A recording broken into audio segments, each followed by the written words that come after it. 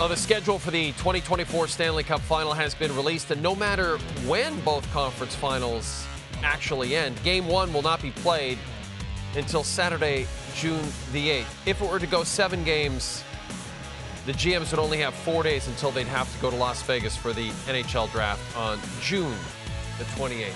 That leads us to Harvey's Hot Takes with our friend Bryan Hayes. Bryan, the Cup could be awarded as late as June 24th. Now, just to put this in some perspective, last season, Vegas won it on June the 13th.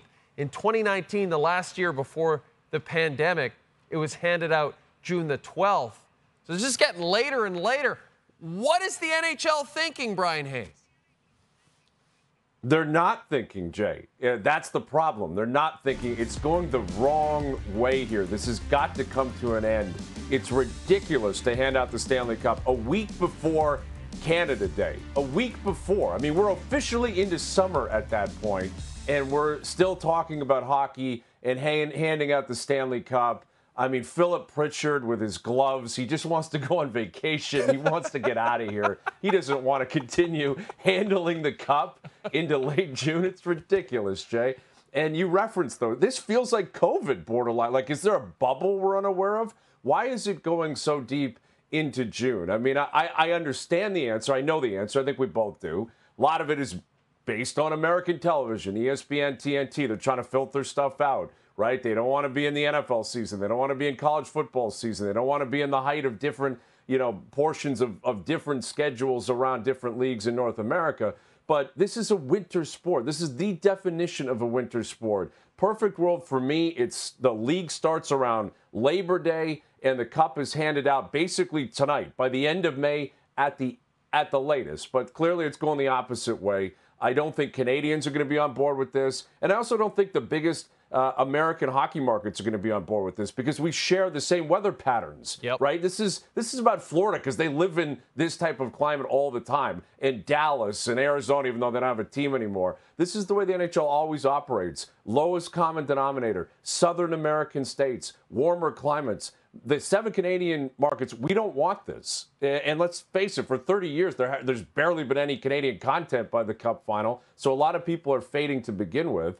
And in the Northeast and the Midwest of the U.S., biggest, traditional, historically great hockey markets, they're in warm weather months at that point, too, and into the summer. It's ridiculous. I don't know how Bettman and the owners would allow it to get this far. And I'm honestly curious, Jay, if it's just going to keep going and going and going. Like, if it keeps moving back and ESPN and TNT and different American partners decide we want to push it even further, why wouldn't they try to? It's ridiculous. A week before Canada Day, like you said, 10 days before the 4th of July. That's fireworks and barbecues and the Stanley Cup.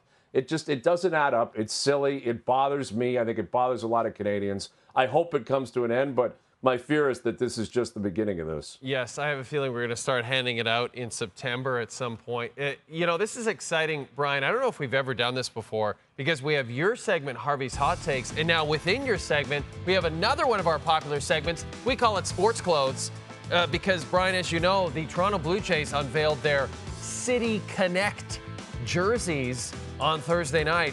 Bryan, your thoughts on the Jays City Connect jerseys? I think the hype for this is absurd. I can't figure out why this is getting so much hype. We're talking leaks here. It's a Grand Theft Auto game that's coming out. And people are like, are you seeing this leak? Are you seeing that leak? What about the color scheme? People are legitimately buzzing about this stuff. I actually think it's kind of cool. I don't know. Maybe I'm in the minority on this, Jay. I think it looks pretty good, and especially compared to some of the other ones. Did you see Detroit's City Connect or whatever they're calling it? Atrocious. It was brutal what the Tigers were rocking last week. It was abysmal. So I actually think they've done a pretty good job here. I think it looks pretty cool, pretty classy. I'm not necessarily on board with the hat. I can't figure out the hat. It feels like they mailed that portion in. Maybe they could have put a little bit more time, effort, and budget into the hat design. But I think the city landscape, I think the background of the city, I think it actually makes Toronto pop. You need the CN Tower front and center, which it does. The color scheme, I guess it's a little bit different than what they're used to, and that's what they're going for here. I don't know. I'm not Jersey guy, Jay. I'm not rushing out to get this type of stuff. But to me, the untrained eye, if you're asking for my expert opinion here, if you want to call it that. I actually think it's kind of cool. I'm okay with this one. Brian, I love the idea of them having had a budget for this and then forgot to do the hat until the end, and they didn't have enough budget for the hat.